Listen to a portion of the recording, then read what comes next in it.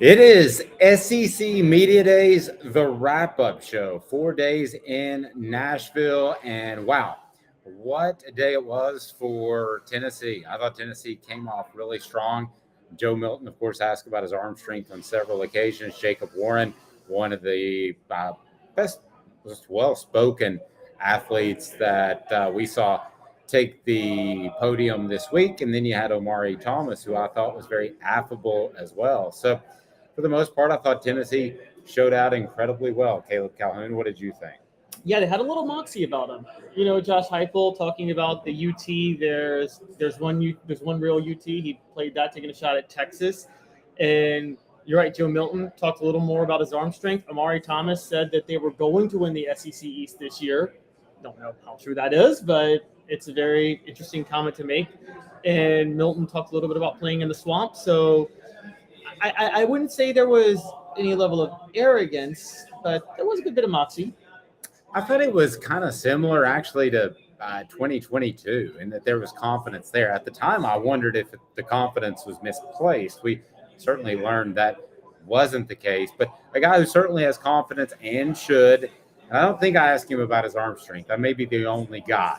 Here's our discussion with Joe Milton III. If you want to hear more from the Vols, go to our YouTube channel. We had a little fun with Joe, Omari, and Jacob because we realized they've been asked the same old questions a million times. So here is Joe Milton, Tennessee senior quarterback, joined by Tennessee quarterback Joe Milton. And Joe, this is your year. Exciting stuff, man. You ready? Absolutely, man. I'm more than ready. More than ready. So you've probably been asked about a million times about your arm strength. Yeah. So I'm not going to go there. And you've been asked a million times about replacing Hendon Hooker. I've heard all that. So let's go in a different direction. For sure. All right. Oppenheimer or Barbie?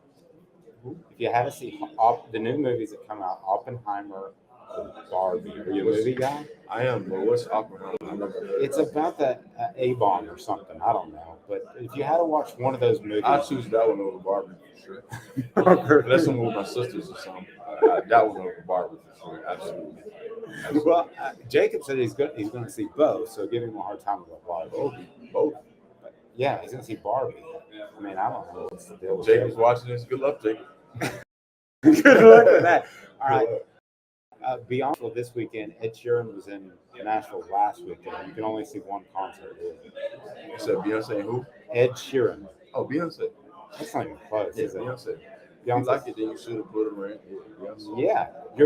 Your favorite singer of all time is? NBA young boy. Wait, so a singer? Fantasia. Fantasia. All right, I can roll with that. All right. Strongest little guy on the team. By little guy, I mean a skilled position, so you could qualify for that. The strongest little guy on the team.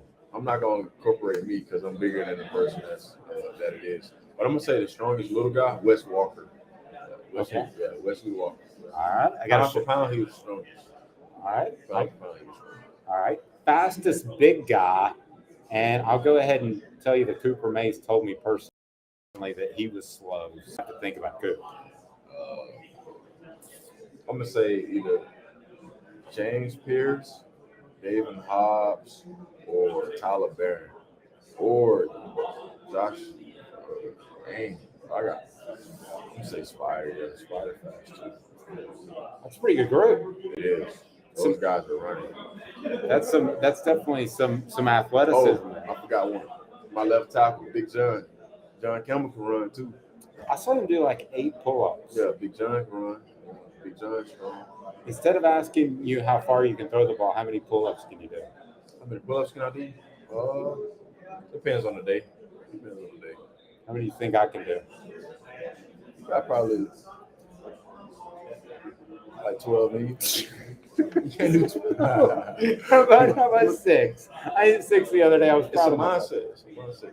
That's right. Well, I don't cheat. And I do all the way. So, this is on my list too, but it's about you. Joe Milton's most significant trait other than his arm strength. The way that I play the drums. You play the drums?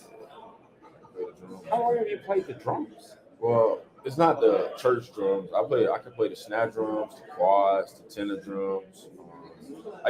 So my favorite move is drumline. I can play every beat off drumline. Really? So, who's your roommate? Do you have I don't have a roommate no more. because the drums. Nah, I kind of play those in my closet. I play those in my closet. You got a drum kit in your closet. I have a snare pad. Wow. So do you have a favorite drummer of all time? Nah, no favorite drummer. Okay. So like John Bonham of Led Zeppelin, does that mean anything to you? It's 'cause I'm too old. Nah, Nick Cannon. Was that? Nick Cannon.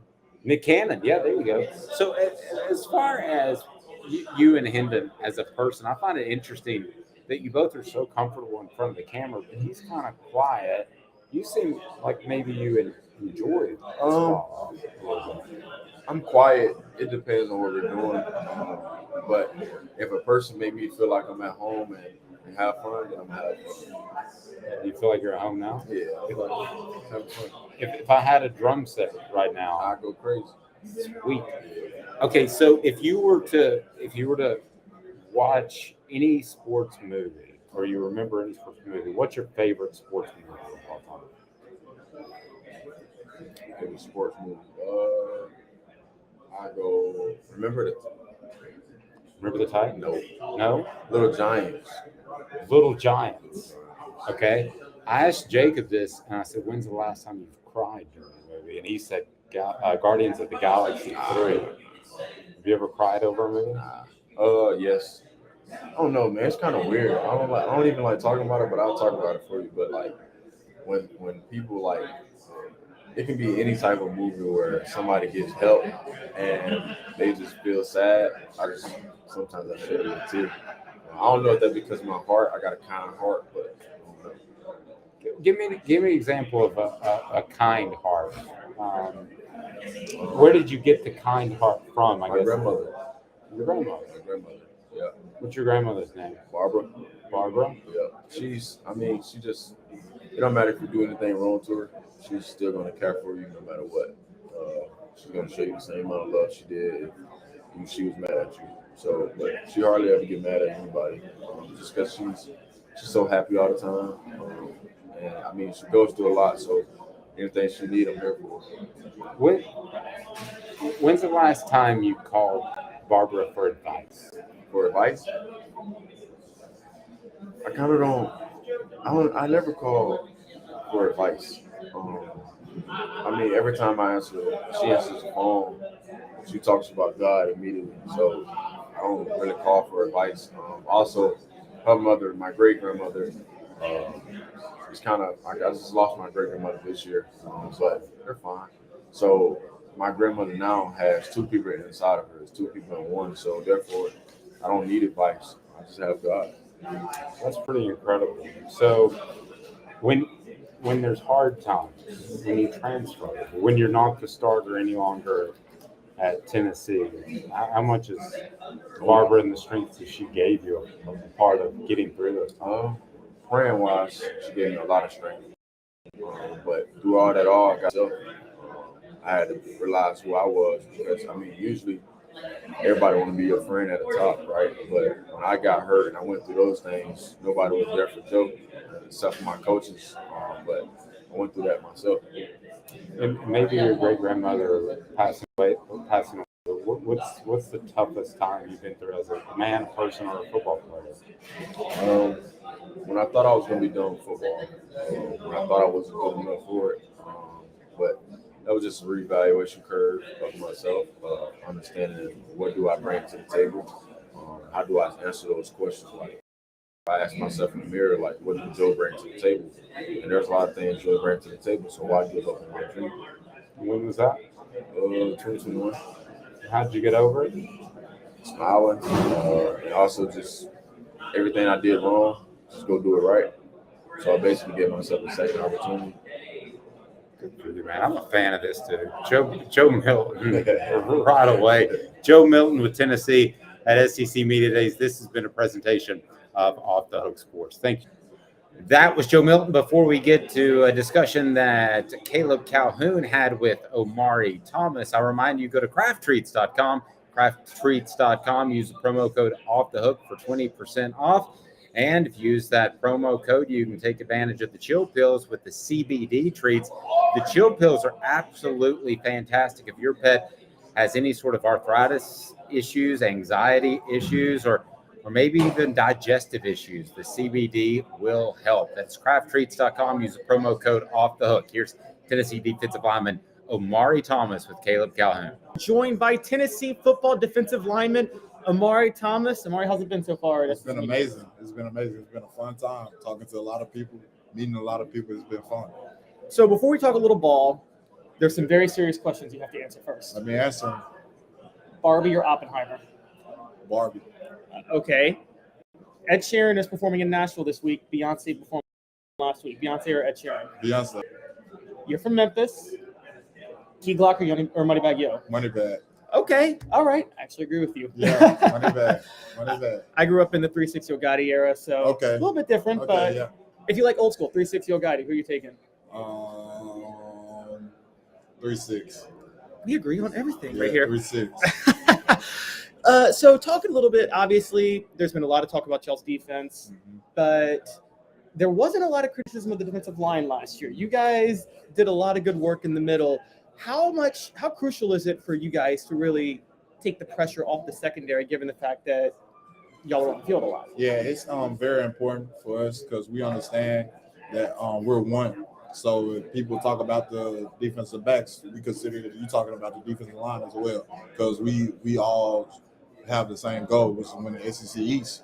So we all know that we need to be able to do that, and we need each other to do that. I need to be able to know what the linebackers doing. Linebackers need to be able to know what the DBs are doing, just so everything runs smoothly, everything flows. And I feel like we just will be able to do that, and we'll be way better than what we were last year, and just show improvement, because that's all we do is try to improve. What are some ways you developed in the off season from last year? Ways I developed is just continuing to always improve my endurance. Always improving my endurance. You know, you can get a chance where you play so many snaps because our offense can go so fast, and we love it because that just gives us way more opportunities to be out there on the field and make more plays. But working on my endurance, working on individual pass rush, run block, just the small things, just not getting complacent with my game and just continuing to grow. How much does practicing against that offense every day prepare you guys for in-game situations? It's amazing because, like, you go against a fast offense like that at practice where there are no refs, really, it's way faster than it is in a game. So then you get a chance to go against guys and you're like, oh, I'm not that winded because they're using the whole play clock. So they're snapping the ball when you get to about 2-3 seconds, where we snap the ball when you get, to 30? Where the play call start, 40? 40. Yeah, we snapping the ball when it gets to 30. So if 30. So it's amazing just to be able to go against those guys every week and understand and know how we're growing as players. So obviously right before you emerged last year, Matthew Butler was drafted into the NFL. Do you think an underrated part of Josh Heupel's offense or Josh Heupel's system is that it really allows for players in the trenches to thrive, even though it moves so fast? Yeah, I think just we're a team that we want to attack. We don't want to be attacked. So that's something that we just look at all the time, is just continuing to grow and continuing to just do what we do. And I enjoy it so much that the defensive style that we play, and we're able to continue to work, and we're able to continue to make plays. So when you and Gerard Pittsburghs line up every now and then, I'm guessing y'all sometimes go head-to-head in practice. Who wins? It's mixed. He wins some, I win some. It's great competition. It's a chance for us to just continue to grow. And he's good, I'm good, and we understand that going against each other every day in practice is just going to continue to make us better. So that way we're able to dominate guys in the trenches on the Saturdays. What's the adjustment been like this? Well, what was it like in spring practice, I guess, because Jeremy Banks was gone and you had to have that transition at linebacker. Yeah. I know Keenan Peely stepped in, Aaron Beasley's there, Arian Carter's a freshman. What's the transition been like with the change at linebacker? Because I know that affects how you guys rush the passer altogether. I would say it hasn't been a true fall off. We the way the program is ran, everybody does what the coaches tell them to do. So everyone's being coached up the same way. So we understand that when Keenan Peely come in, Aaron Carter, Aaron Beasley, when they come in, they're all working the same way. So it's important for us to know that even how they're working, they know how we work, just so we can work off each other and we can all make plays. Are there former Tennessee defensive linemen that you try to emulate your game after? Not necessarily. Not really. I would say not really. That game's totally different from back then. Yeah, not really. Yeah. So where do you think you can be in terms of the SEC this year as a defensive lineman? Where could you rank among the SEC's elite defensive linemen this year? I think just me being personal, I think I'm one of the best defensive linemen in the SEC. Just knowing the work I put in, the guys around me, and just always pushing me as well. And I just truly think that we're one of the best defensive linemen in general in the SEC. We don't really believe in a lot of individual work. We know that we're all together, and I think that us being together will show how much we've grown, and it will show everyone who really is the best in the SEC. And y'all's defense as a whole, where do you think it could stand with the rest of the SEC this year? I think it stands in the top of the pack, honestly, because I just think we're such a veteran defense. We've grown, we've matured, we've been through things. So it is just I feel like we're standing at the top of the pack and just able to show who we are and show everything we've been through, the adversity, and just be able to continue to grow as the season goes. How much was the Georgia game last year? You guys played Georgia in the rain. I know it was just kind of a soggy, just mushy day, I guess. How much did that how much did that send a message of? Well, I don't want to say send a message, but did that give you guys like a measuring stick of where you guys kind of want to be? I just feel like playing a team like Georgia, who's a great team, went on to win a national championship. Get a chance to play against those guys every year. It's amazing because they have great teams, and you are in those games where you're able to showcase your talent and everything. So I think we're headed in the right direction as a program, and we understand what we have to do to get the job done for different games. But we're just really, I'm not gonna lie to you, we just focus on winning, going 1-0 every game, and we're not really focusing on other teams that's down the road. What's a game last year, one of the bigger games y'all won, where you look back and you're like, "Wow, we needed their offensive line. We just won won those battles." I think I would say just playing a lot of the game. It was several games where we just had total domination of people, just being able to stop the run, being able to affect the quarterback, just being able to really just get into it and just feel like we played smooth and was having fun. Last thing before we let you get out of here, your former teammate, Trey Flowers, revealed that he was playing all last year with an illness and kept him out of camp. What does he as a player mean to you? Because I know he was a leader last year. And Trey means a lot. He's a guy who really is just a humble dude, real laid back, real vibey. He likes to do everything just to have fun. And Trey, actually, we used to hang out a lot, just me, Trey, and Jabari, just chilling at the house playing games and things like that. So it was good just to be able to know that he got cleared and everything, and he's able to be in that situation. But I pray for Trey all the time, just happy for him, just happy. I pray for all my teammates, all the teams I ever played on, the people I've ever played with, just pray for everybody, man, just because things like that is something that you can't really control. That's out of his control, and I know it probably crushed him a little bit, but it's just good I'm glad he's better now. He's cleared, so I just hope someone is able to take a great opportunity on Trey and he's able to showcase who he can be. Okay, one last question, because I'm sorry, I meant to ask this beforehand. All good. On a lighter note, you're here with Jacob Warren. You're from Memphis. He's from Knoxville. You've let him know that West Tennessee has better high school football than East Tennessee, right? Facts. He knows. Amari Thomas with All the Hook Sports. This has been Caleb Calhoun. Thanks a lot, Amari. Yes, sir. Thank you. Have a good one. You too. And Craving Wings, South North Shore location, where we've heard people say that you can get the best wings in East Tennessee. Pero ¿quién es este? El número 87, Jacob Warren. I'll just do 6 of my sauce 87, please. Imposible, señorita. Dale 6 más. Look at these wings. Perfectas, deliciosas, fantásticas. Man, I don't know what you're saying, but it sounds awesome. How do you say fresh, never frozen in Spanish? Frescas, nunca congeladas. Make your way to Craving Wings and get you 6 más. But what was funny about Kate is we were a full continuum of care at that time. We had detox, we had inpatient, we had outpatient, So we were doing a lot of the things that we do now. But now we just do them so much better. It's really a simple program, but we're complicated people. I am what I am, and now I got to do something about it. You can take your life back. Call Cadis today. Got cataracts? We can fix that. Never miss another moment. With a little help from Doctors Campbell, Cunningham, Taylor, and Hahn at cctis.com. Do you want to own the more that owns every job? Then get to Vassey Lawn and Garden in Cleveland and get you a Toro. I'm David Vassey, here to talk to you about Toro. With a Toro Zero Turn, you'll get more out of every minute and you'll reach the finish line faster. At Vassey's, we like to say, no matter if you're mowing 3 acres a week or 11 lawns a day, homeowners and business owners alike find confidence in equipment they can trust from top to bottom. Vassey Lawn and Garden, Highway 60 North in Cleveland. Man alive, it's worth the drive.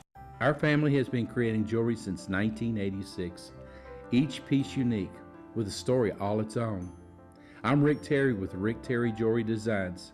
I'm a jeweler, and I want to be your jeweler. We're grateful that you chose us to be Knoxville's best jeweler.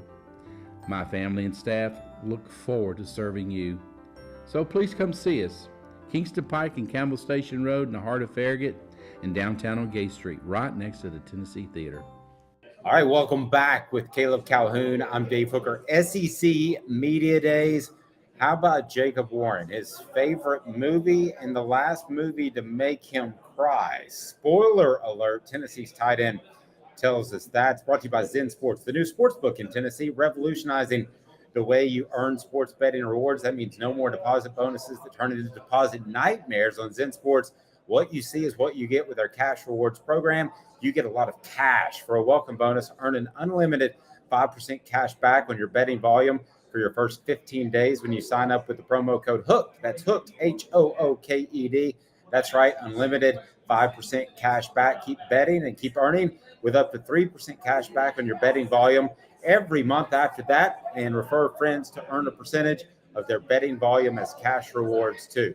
Zen Sports is bringing the cash back to Tennessee. So if you bet big on sports, you want to be betting on Zen Sports. Zen Sports betting just got better. Here is Jacob Warren, Tennessee tight end. We visited with him at SEC Media Days. And you know this guy is on the Ball Report, brought to you by Lawn and Garden. What in the world? We're in the same place, and it's Nashville. It's weird, huh? It's not even our own homes. First of all, you look dapper, nice and clean, tight, looking good. Thank you. I appreciate it. That was what we're going for. What do you think of this craziness, Jacob? Oh my gosh, it's been a lot of the same questions, a lot of good questions, but I'm having a good time. And this is obviously we talked about it, but just being able to represent myself, represent my family, represent the university in front of all these people is really cool. All right, I'm going to break it up. I'm just going to go out in left field. So I got 5 goofy questions. All right, I'm not going to let him look at them. All right, so, okay. Oppenheimer or Barbie? Oh man, probably both. Honestly, we'll do the Boppenheimer. We're calling it Boppenheimer. Me and my friends, we're going to see the Boppenheimer. So we'll probably go watch, do a little doubleheader. I don't know when, but they'll both be watched. But if you only could see one, Oppenheimer. I think I like history movies like that. I think they're cool. I like that. Ed Sheeran played here last week. Beyonce this week. You can only see one. Beyonce. That's not even close. Beyonce. Yeah. That's. I mean, what if Jay-Z makes an appearance? She's a legend. So is he. But Ed's a legend too. But Beyonce is more my speed, probably. Okay. On your football team, the strongest little guy. Strongest little guy. And you're not a little guy. So I'm thinking skilled position players. Yeah. Smaller than you. Jalen Wright. Jalen Wright. Strong. Oh my gosh. So strong. Extremely strong. Lower body, upper body, both. Everything. That guy's a tank. Okay. The fastest big guy. So that has to be a lineman. Again, tight ends don't count. You're the hybrid, so you don't fit any of these. Sure. Man, I wouldn't even know. It's probably a D lineman. It's like Morgan Joseph. Is that not Morgan Joseph? Joshua Joseph. Josh Joseph. Is he like kind of a big guy? I consider him a big guy. That guy's fast. Tyler Barron's fast. I'm trying to think of offensive lineman. Is that sad that I can't think of offensive lineman? No, because I know Cooper's probably very slow. Cooper would tell you he's slow too. No, we got some fast guys. Like Scraggs is fast. He runs really hard. I don't know. They're all honestly. We have some athletic bigs, but probably a defensive lineman for sure. Going back to movies, your favorite sports movie? Happy Gilmore. Ooh, Oh yeah, Sleeper. Oh yeah. Yeah. Have you seen Field of Dreams? I have not. Okay. Is there a movie? What's the last movie that made you cry? Oh, it actually wasn't that long ago. Guardians of the Galaxy 3. Oh yeah. When Groot was like, "I love you guys," and like that's the first time. I don't know if you guys understand, but like Groot. For those that don't know, my family that is watching this, I know you guys don't know. Groot is a character in Guardians of the Galaxy. He's like a branch He's a tree. tree. He's a tree. He's a big tree, and he walks, and he's like super strong. But he only says, "I am Groot." All he says is, "I am Groot." So if you say, "Hey Groot, how are you?" He'll go, "I am Groot." If he says, "Groot, go get this," he'll be like, "I am Groot." So you can't understand him, and all the people in the movie understand him. All the people in their little group, in their little family. And so at the end of the movie, I'm spoiling it. If you haven't seen it, it doesn't matter. I think it's spoiler ever. I'm spoiling it. At the very end of the movie, he goes, "I love you guys." And really, to everyone else, he's saying, "I am Groot." But because you've watched this far, you're now part of the family, and you can understand what Groot's saying.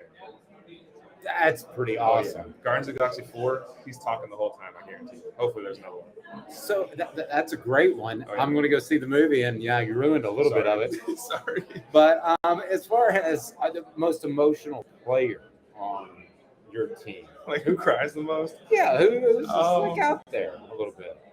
I don't know, dude. A lot of the guys, egos. I don't know if I've actually ever seen a person cry because of, like, emotions before at football. I don't think that's a thing. It's a thing, but I don't think it is right now. Like, I've never seen it. What about just in terms of maybe emotions from them? You admitted you cried. I mean, who wears their emotions on their sleeve?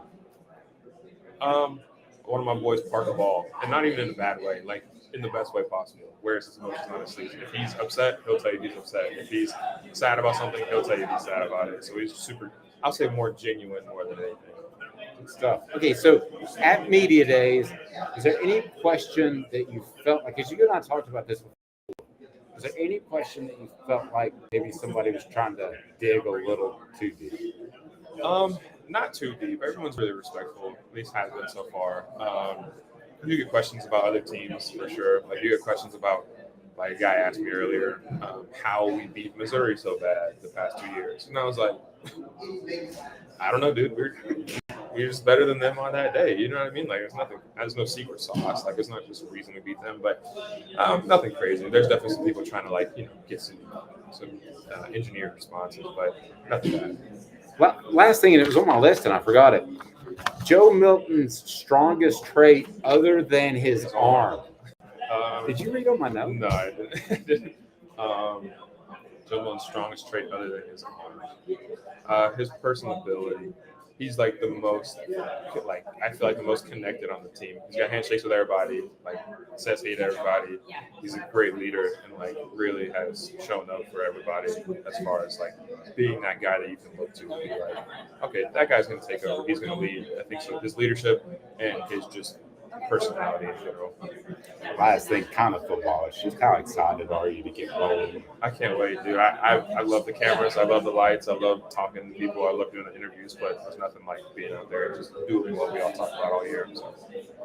He's the best. Lucky and blessed to work with this guy, Jacob Warren. You can check him out on the Vol Report, brought to you by Vassy Lawn and Garden. He is Jacob Warren. This has been a production of Off the Hook Sports.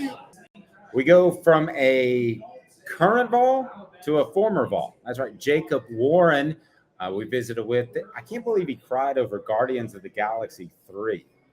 Honestly, It's not the movie I would have picked that he cried over. That's not even the Marvel movie I would have picked that he would cry over. And I'm not the biggest Marvel fan. I think it's just destruction porn half the time.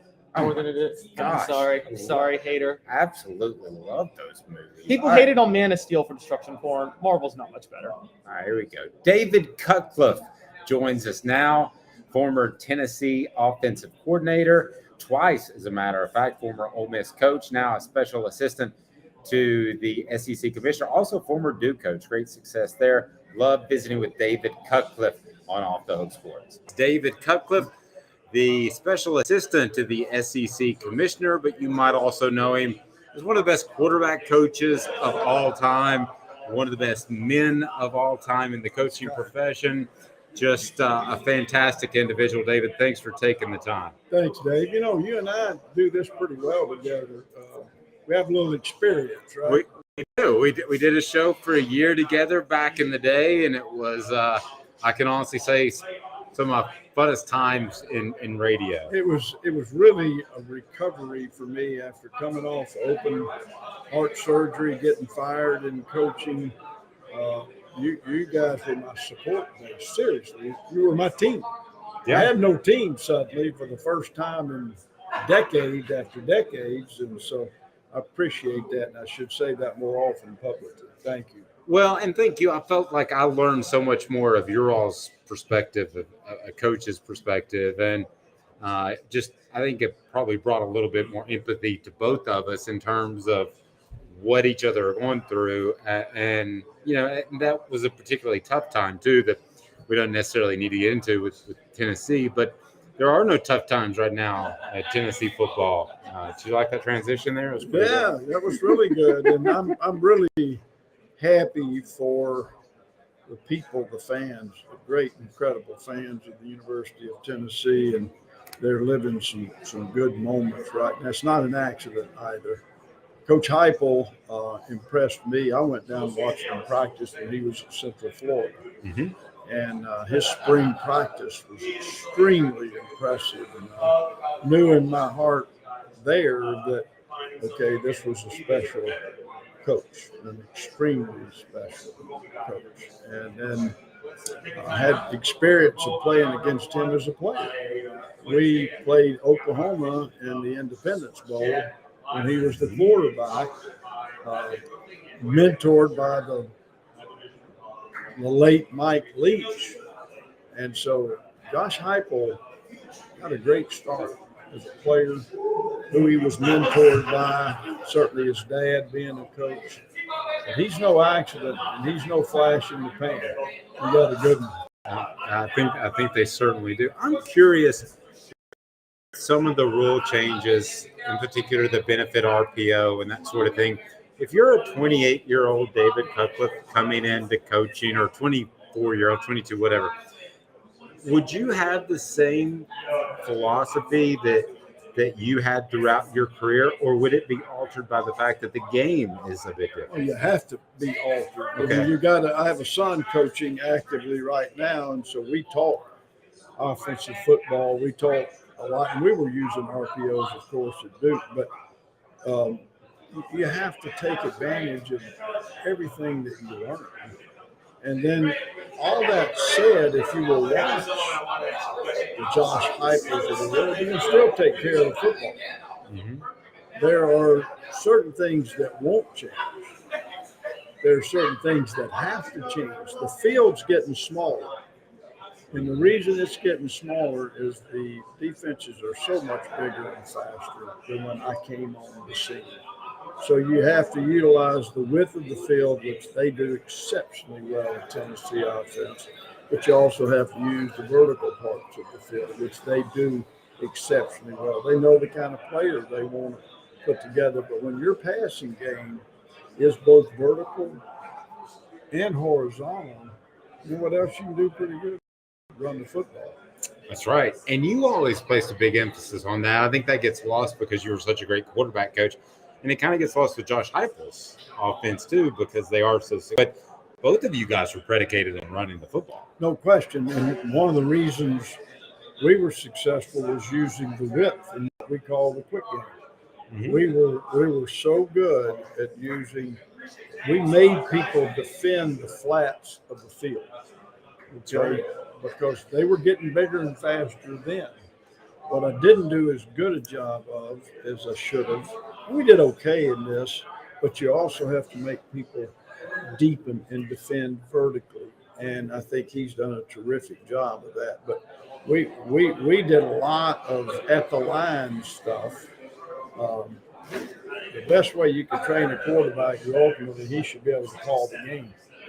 He should know everything you know, and then everything he knows as the functional part. And now you got some magic. So, I would often tell the guy on the sideline, just point at Peyton. He'll know what that means. I'm not down there on the field, and he can get somebody set and look at them and then call a play. Wouldn't that be nice for coach if you could see every defense they were going to be in before it came out of their mouth? People don't realize what a play clock does. As soon as the tackle's made, something is coming out of your mouth. You've got to have a play call based on down and distance with hash mark, area of the field, score of the game, et cetera, et cetera, et cetera. That all has to be communicated to the sideline to the field. That's why no huddle has been helpful. But when you can just predicate all that, I have this guy so well trained, he's going to call what I would call once he's seen. It's pretty strong. What have you learned? Because you said you knew quite a bit about Josh Heupel beforehand from visiting him at UCF and from coaching against him when he was a player. So you knew a lot. You knew what he was going to roll out there. But what have you learned in the past 365 days since I last spoke to you about him maybe as a game day coach, about him as a coach? What have you learned most recently about him? I think there is, when I watch him now, I get to go obviously more often to practice and hear him and have conversations with him. It's not an accident that they're going to be good on defense and in the kicking game. He understands the game. Mm-hmm. I have young people ask me all the time, how do I become a head coach? I said, why don't you try to become the best football coach on your staff? Meaning offense, defense, kicking. Coach Heupel is a really all-around, really good football coach. The other thing I think he does is he reads his team and the people around him really well. Maybe that's the quarterback. I don't know. He gets a sense of what a team needs and how they're going to respond. I was over there, I guess it was last August, their preseason practices. And he hit them with a surprise, basically, night off. I've never heard an eruption like I heard from that team, but he knew that team and coaches had hit maybe a zero return or a negative return on time. That can happen. That's a sixth sense that the great ones have to have. So, there's more to it than just saying line up and have a scheme and call a play. You got to build a program, and I certainly believe he's doing that at Tennessee. How much does that coincide with that? When you were there in the 90s at Tennessee, there was a closeness, there was a bond. There might even be a book coming out about that. But there seems to be, and I think it's legitimate, both on and off the record, people I talk to, there's a closeness and a bond. How important is that, especially in this day and age of transfer portal, NIL, that sort of thing? That's the program, Bill. And it starts with genuine relationships. I've told this to so many young coaches getting into the business. You better understand there's no bigger fool on earth than one that thinks they can fool a young person. You better care and you better be genuine. With that becomes a respect between not only coaches and players and coaches, but the same thing's true with coaches and players to players. If that's the culture that you can grow, and that's what I'm seeing and what I'm referring to about caring. And if you can grow that culture, Coach Saban today called it a mindset. Mm-hmm. And it is that. But I've used the term culture. I still write about culture and how you can develop it and what you have to do on a consistent basis. And as I go watch all of these programs in the Southeastern Conference more closely than I've ever been able to, that's one of the things I look for. T. Martin had to sit and wait. He had to sit an extra year that he didn't think he was probably going to have to wait. Joe Milton had to sit last year, and it would have been even easier for him to transfer than it would have been for T. What do you think that says about his character? And if you were to give him any advice stepping into that role now, what would it be? Well, I said it to him. I've already told him personally. I don't get involved with coaching players or saying too much to any player, but when I saw him, I complimented him. I said, Joe, it tells me about everything I need to know about you that you stay in this environment and era of college football. I commend you for that. It'll pay dividends. Persistence and perseverance are great traits, and take advantage of it. And I would tell him the same thing now as you play. It's not going to be easy, okay? And everybody talks about the big arm. I don't care what everybody talks about. I want Joe to focus on two things: being the best teammate on the team. When a quarterback is the best teammate on the team, you've got it. You're not trying to make plays. You're trying to put other people in a position to make plays. You are truly appreciating what your kicking game and your defense are doing for you to set you up. Be a great teammate. And then the other thing he can't forget, we all chose to play this game because we thought it was fun to play. It's got to stay fun to play. And if you start worrying about your statistics or you start focusing on what people think about you, that's no fun. It's like, you remember being the first time when you're young, and maybe it's middle school, you start to become aware of your physical looks or what other people think about you. You didn't think about that as a kid. It's a tough time in your life. Don't do that as a quarterback. It's fun. Be a great teammate. Focus on your teammates, not yourself, and focus on, when you do that, you can have fun. Focus on this great game is fun, and the rest of it will take care of itself. When we spoke with Hendon Hooker this week, and we talked about the occasional overthrows that he had as he was getting used to Josh Heupel's offense, and he shared something that I hadn't heard before.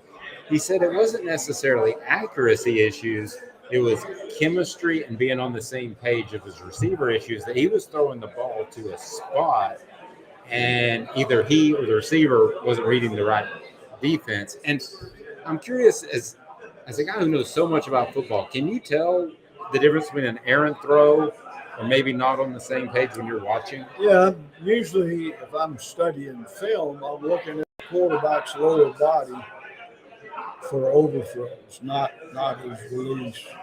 The lower body is going to dictate a bunch of that. Your footwork, your base, your finish with the lower body. What he's talking about happens. It happens in the NFL. It's happened to some of my guys at times with coaching changes in the NFL when receivers aren't ready when you're ready, and receivers are too early or short. And what I would tell Joe is, don't talk about that. Your job, starter or backup, and I use this term as Peyton Manning. When I see it on the practice field where they're not on the same page, all I've ever had to yell since Peyton is Peyton Manning. That means that quarterback better sprint down there, that receiver. I'm not worried about games and what I'm seeing at games. I'm worried about what I'm seeing at practice. Practice makes permanent. A lot of people used to say, perfect practice makes perfect. Practice doesn't make perfect. Well, neither one of them do. Practice makes permanent. So don't be surprised in the game mode, Joe, if that's happening, that you haven't done well enough in the communication aspect of it as a player. You follow what I'm saying? Sure. Attack that problem on the practice field. So let me leave you with this, and I'll let you go. I appreciate your time. From what you've seen in practice and in games, do you think Joe Milton is an accurate passer? Yeah, he gets the ball where he wants it to go. I think anybody with that kind of arm dynamic has to work on throwing the ball with their fingers. He's so strong. You throw a football no different than you hit a baseball with your fingers. It's not your arm. It's not your hand. You throw a football with your fingers. And so that's the whole thing you focus on is what do you shoot a basketball with? Your fingers. I could talk to you 5 days about this, but Chuck Dunlap's going to kill me. I appreciate We'll it. visit again. We'll do Thank it. you. I appreciate it. it. David Cutcliffe right there. Sun, sand, and salt water, the beach is a very relaxing place. Unless you wear contacts. Ow! Open your eyes to the best the beach has to offer with LASIK vision correction from Campbell Cunningham Laser Center. Ah. Hi, Mike Davis here with City Heating and Air, reminding you to always dare to compare. Our team provides quality local heating and air service, installation, and maintenance across East Tennessee. We use only the best equipment like American Standard heating and air conditioning for your residential, new construction, or commercial needs. Honesty, dependability, and customer satisfaction have been the cornerstones of our business since 1961. City Heat and Air. Dare to compare.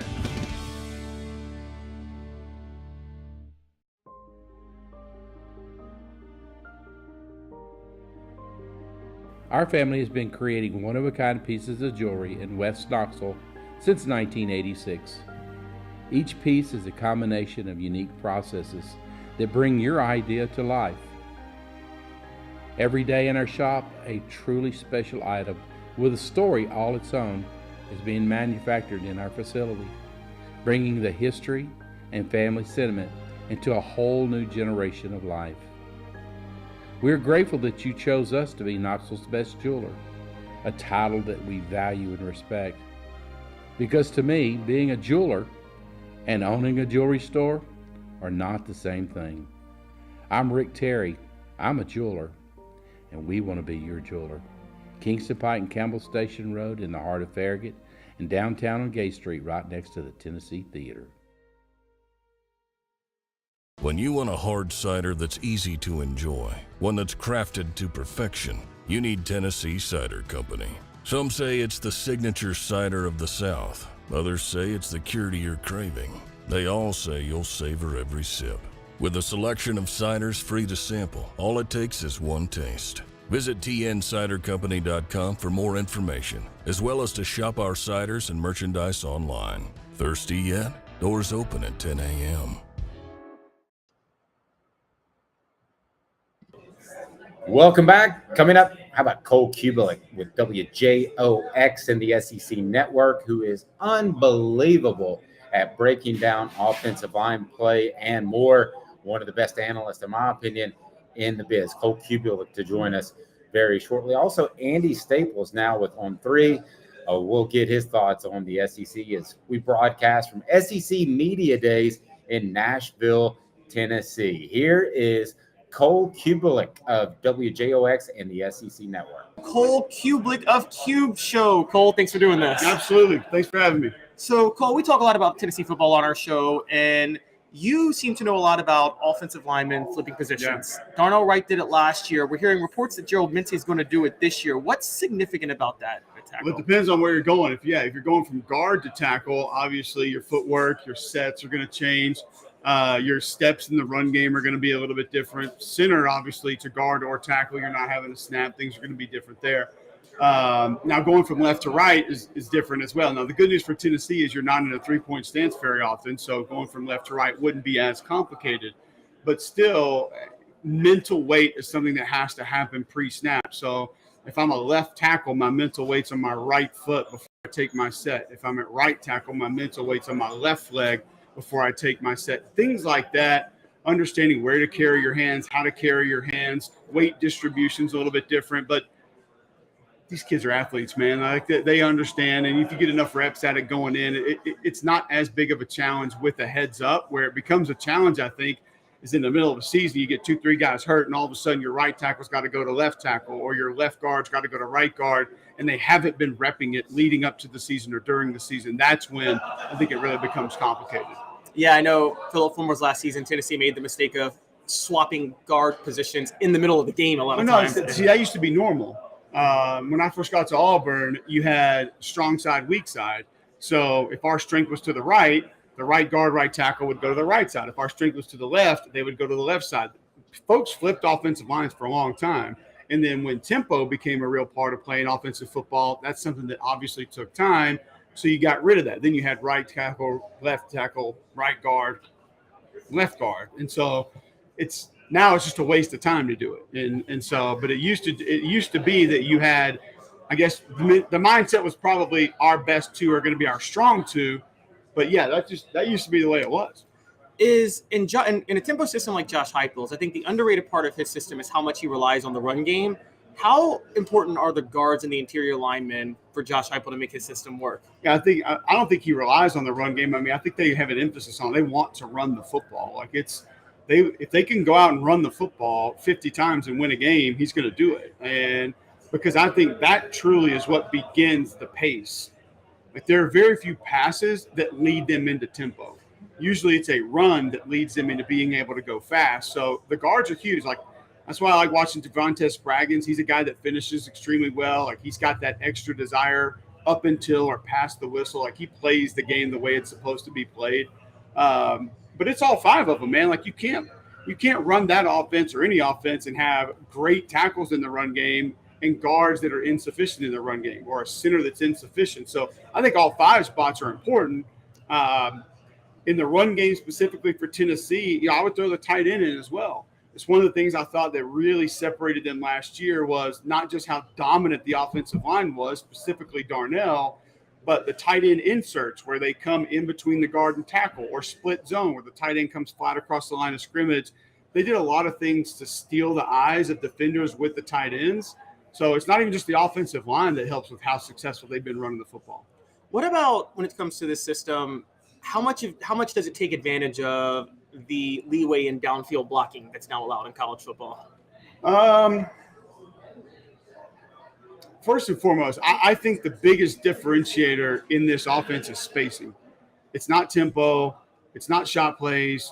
It's spacing. It's alignment. And what it does is when you have receivers that are literally a foot away from each sideline, it forces a defense to say, do we want our extra help to be over this group of receivers? You have two stacked receivers. Do I want a third defender out there because we don't think we can tackle them?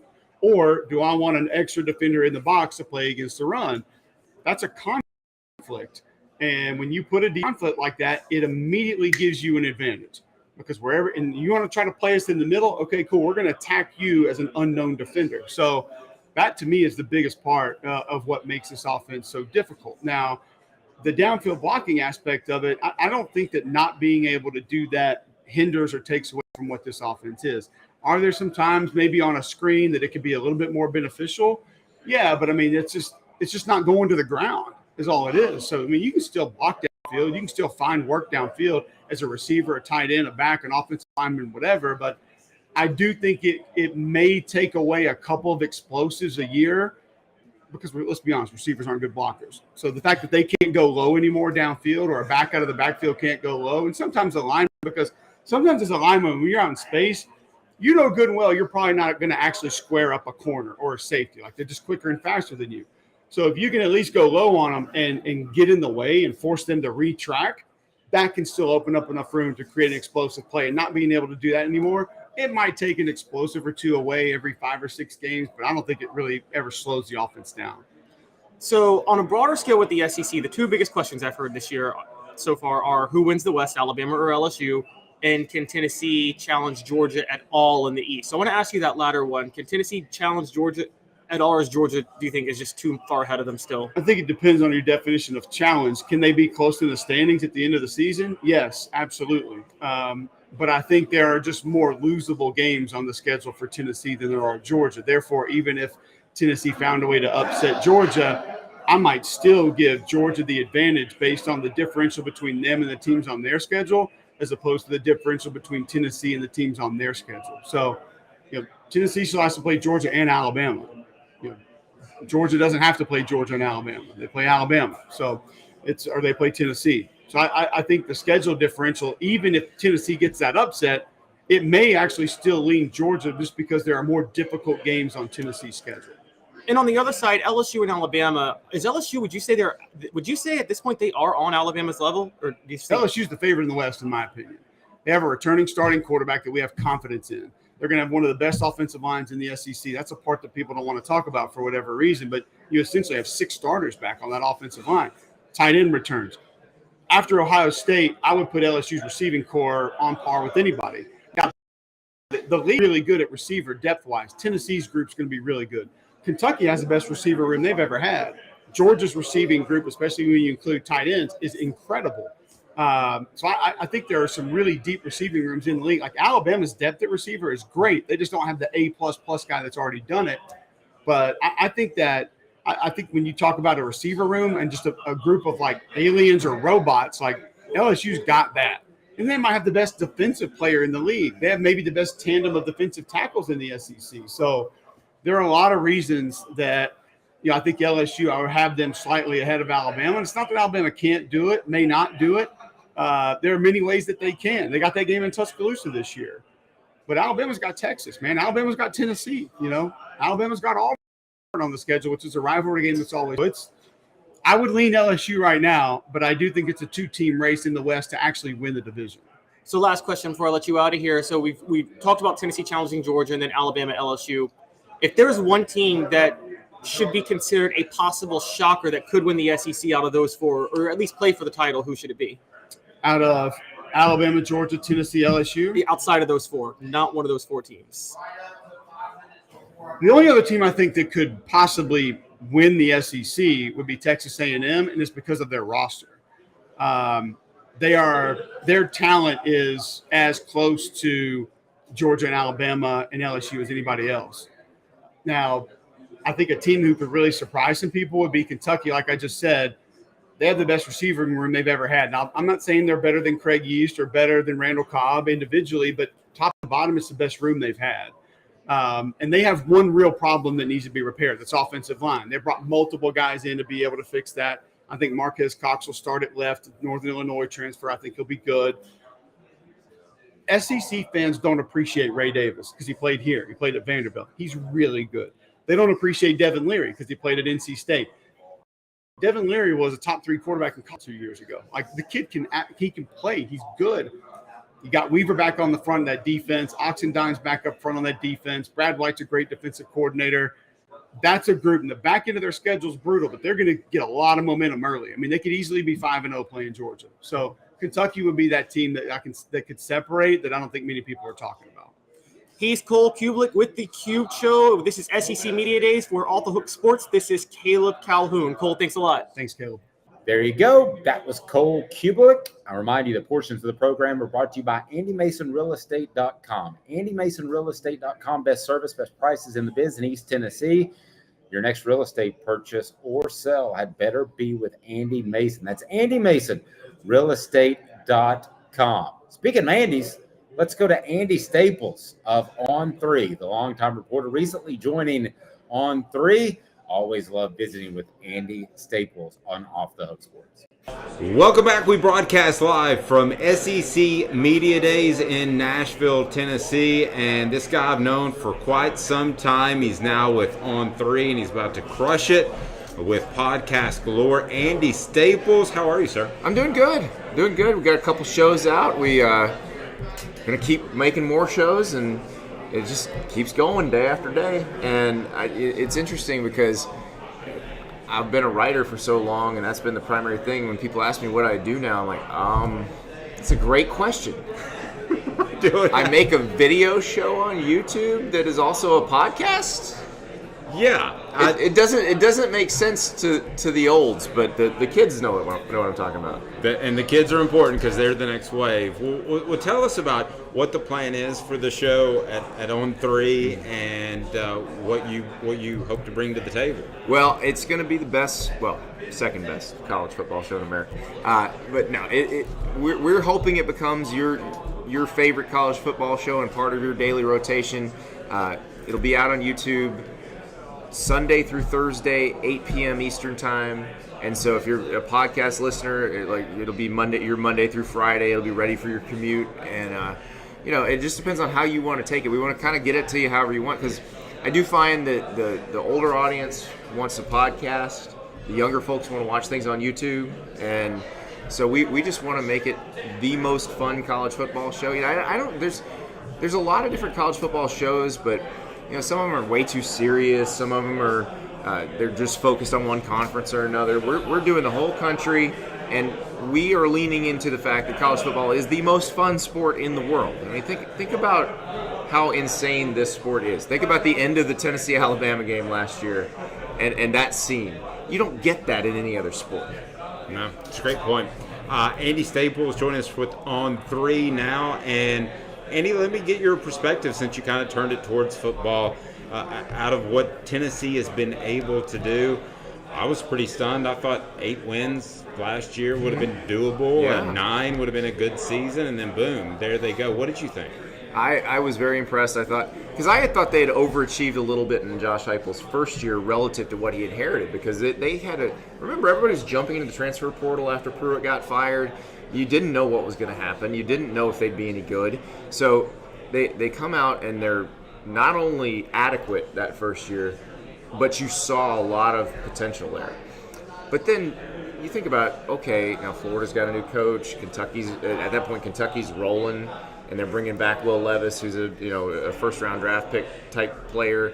And you thought, okay, so do they regress to the mean a little bit here? No, they just kept going, and they got better and better.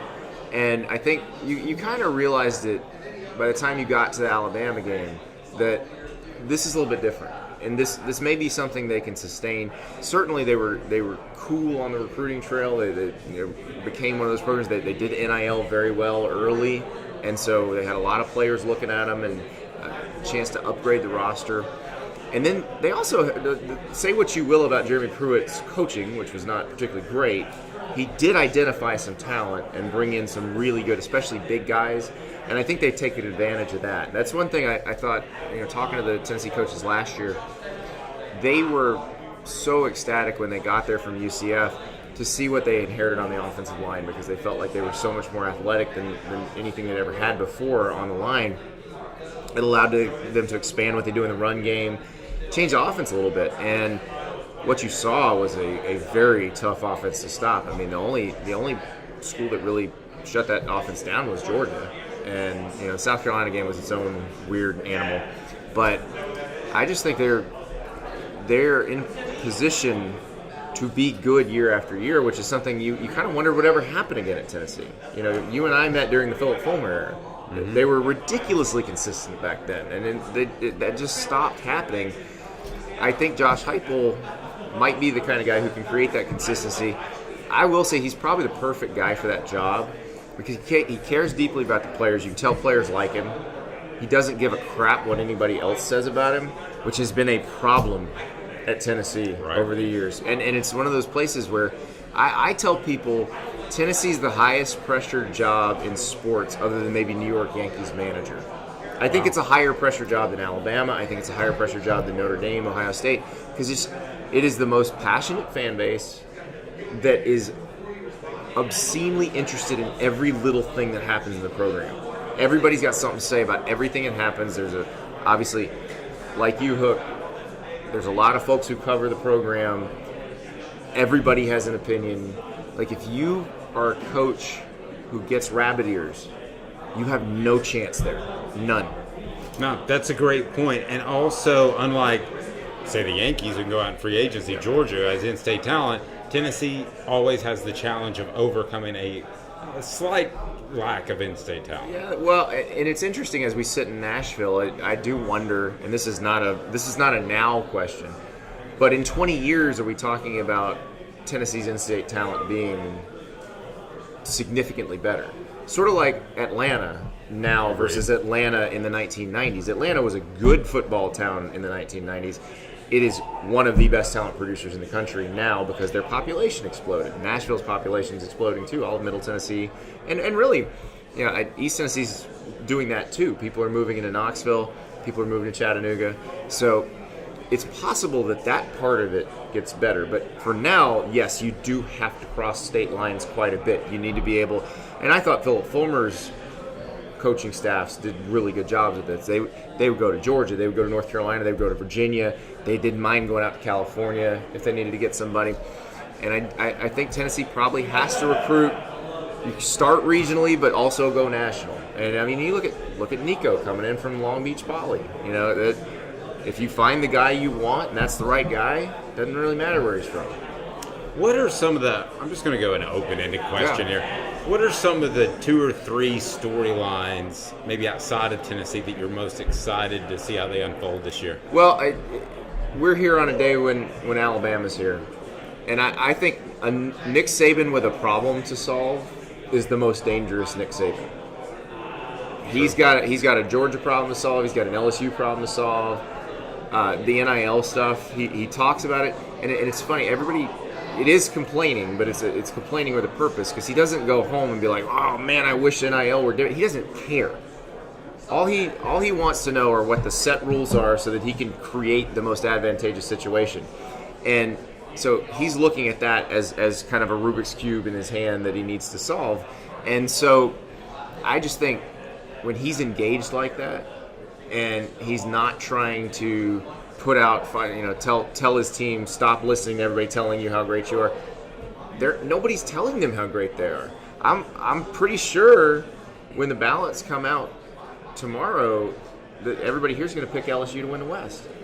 Like, Alabama doesn't have to worry about all the what Nick Saban calls rat poison right now. They just go ahead and worry about themselves, which, by the way, is still loaded at pretty much every position. Now, the quarterback situation is very unknown right now, but talent-wise, they stack up with anybody. So I think that's the thing that I find very interesting, because he's not a person you want to have to deal with when he's coming off a loss or coming off a season that didn't stack up the way he wanted to, because he seems to get more engaged and work even harder at that point. One of the things I'm interested to watch too, and it would be the other great team right now in the past 10 or so years or more in the SEC, and that is Georgia. Mm-hmm. When I look at Georgia, you and I were at a time where we covered Philip Fulmer that I thought he started to let off-field discipline slip a little bit. Mm-hmm. More guys got in trouble. Yeah. And I'm a firm believer, and you play ball for Florida, for those that don't know. I'm a firm believer that when you let off-field discipline slip, and if you're a player, you can get by with stuff, that starts to erode at team chemistry. Right. Could that happen at Georgia? They've had a lot of off-field issues, some tragic. I don't see that happening. Okay. In terms of eroding team chemistry. What happened was a tragedy, that accident, and they'll tell you that they got to have everybody stop speeding. But if you pull the speeding tickets on every major college football program in America, you're going to see something similar. The attention is on Georgia because, one, they had this tragedy, and two, they just won the national title for the second time in a row.